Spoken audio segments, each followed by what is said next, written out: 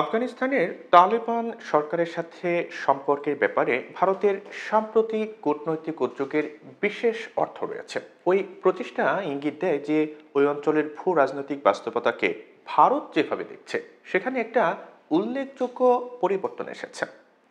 তালেবানদের কাছে কাবুলের পতনের 3 বছরেরও বেশি সময় পর ভারত এই সাম্প্রতিক পদক্ষেপ নিল। আফগানিস্তান তালেবান শাসনে চলে আসার ফলে কৌশলগত ও কূটনৈতিক দিক থেকে বড়সড় ধাক্কা খেয়েছিল ভারত। সেই সময় সামরিক প্রশিক্ষণ, বৃত্তি এবং নতুন সংসদ নির্মাণের মতো যুগান্তকারী প্রকল্পগুলোর মাধ্যমে আফগানিস্তানে 2 দশক ধরে চলা ভারতের ব্যাপক বিনিয়োগ মুহূর্তে শেষ হয়ে যায়। কাবুলের সেই পতন ওই অঞ্চলে পাকিস্তান এবং চীনের বৃহত্তর প্রভাবের পথকেও প্রশস্ত করে দেয়, আর এর ফলে সেখানে ভারতের কৌশলগত ভিত্তি দুর্বল হয়ে যাওয়ার পাশাপাশি সুরক্ষা সংক্রান্ত উদ্বেগও নতুনভাবে তৈরি হয়। তবে গত সপ্তাহে এই পরিস্থিতি বদলের একটি ইঙ্গিত পাওয়া গিয়েছে।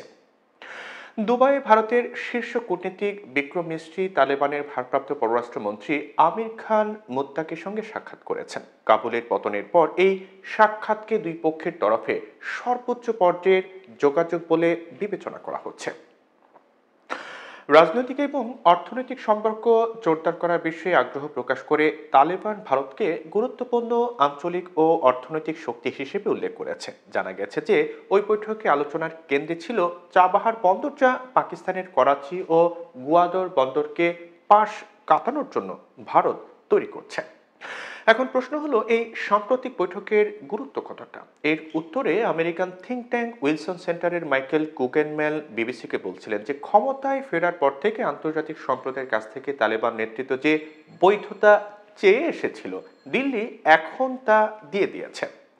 মাইকেল কুগেলম্যানের বাসায় যে এই পদক্ষেপ এমন একটি দেশের পক্ষ থেকে এসেছে যার সঙ্গে এর আগে তালেবানের সাথে বন্ধুত্বপূর্ণ সম্পর্ক ছিল না, এবং এটাই এই পুরো বিষয়টাকে আরো তাৎপর্যপূর্ণ করে তুলেছে।